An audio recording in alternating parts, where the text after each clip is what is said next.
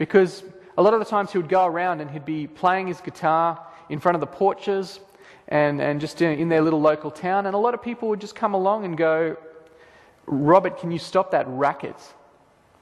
A lot of testimonies from people of his town knew that he was a horrible guitar player. He had no skill whatsoever. And so they basically always kicked him out and shooed him away. So one day Robert actually grabbed his bags and he left home. He just ran away. And he was gone from home for 6 months. Then the amazing thing is when he came back, he actually saw a couple of his friends and mates sitting on one of their porches again, and he came along and he said, "Guys, can I go play a lick with you?" And a lick being as a little guitar rhythm. And they were like, "Robert, we don't want to hear that rubbish. We don't want to hear that racket anymore." And so he goes, I'll just play a lick with you anyway. And he gets out his guitar, starts playing. And all of the people that were around watching him, their jaws just dropped. Because he was playing like an absolute genius, a professional. And they would throw different songs at him, and he would play them fluently. Almost like he had just become an expert, a professional. And people who go to university to study music know that it takes a lot of effort to become so precise at music that you can play it fluently. But Robert Johnson just got that fluency like that.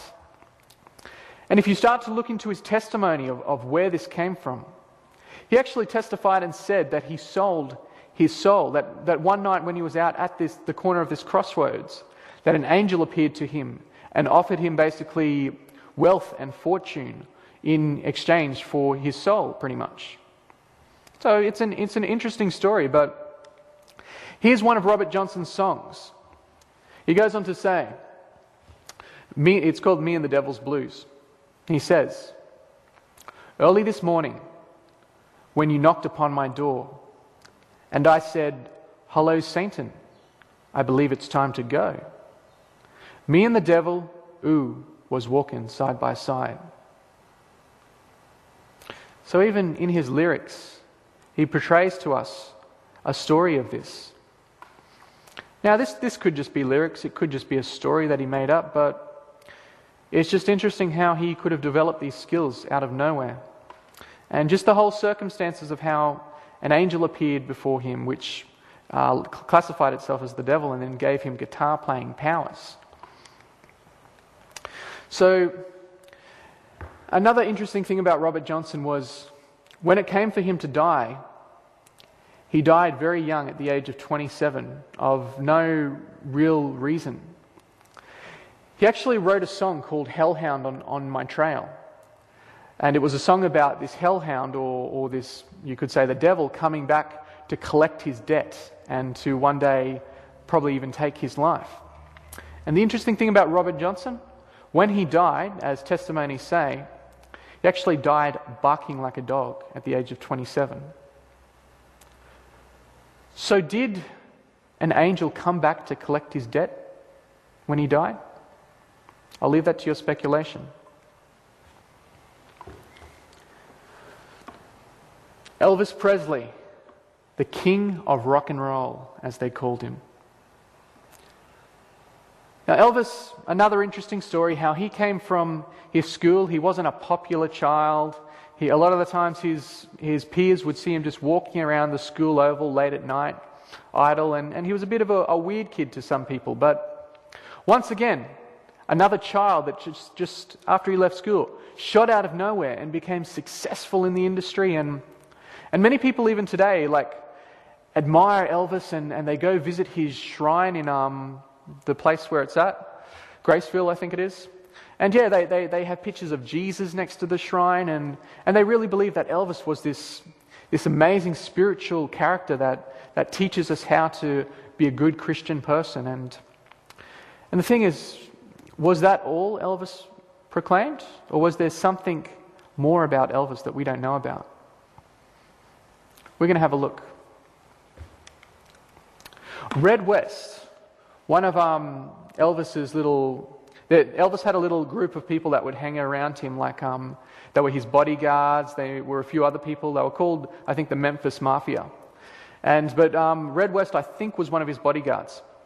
But Red West goes on to declare he declares with conviction that Elvis possessed some kind of special powers, something like psychic powers.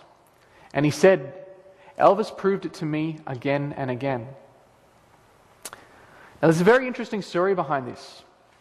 Because one day, when Elvis Presley and a few of these Memphis Mafia people were in the car with Elvis, they were driving along, and it was raining down everywhere. It was a heavy storm, and there was a lot of windy roads, and it was just a really heavy kind of stormy conditions.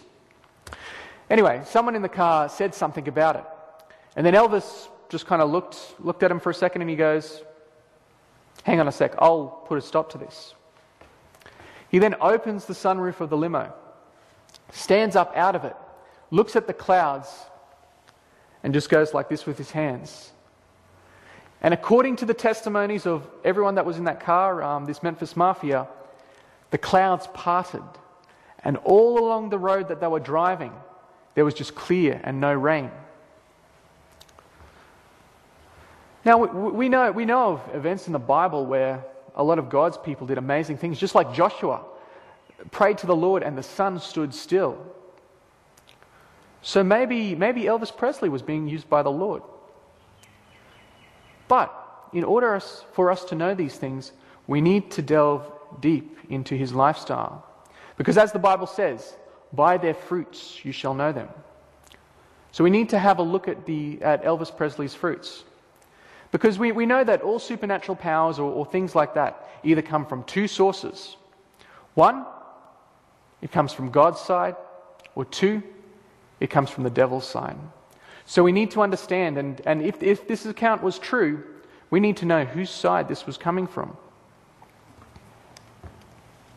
Red West says, and he's talking about Elvis here, he likes to be in control. He likes to be a God figure.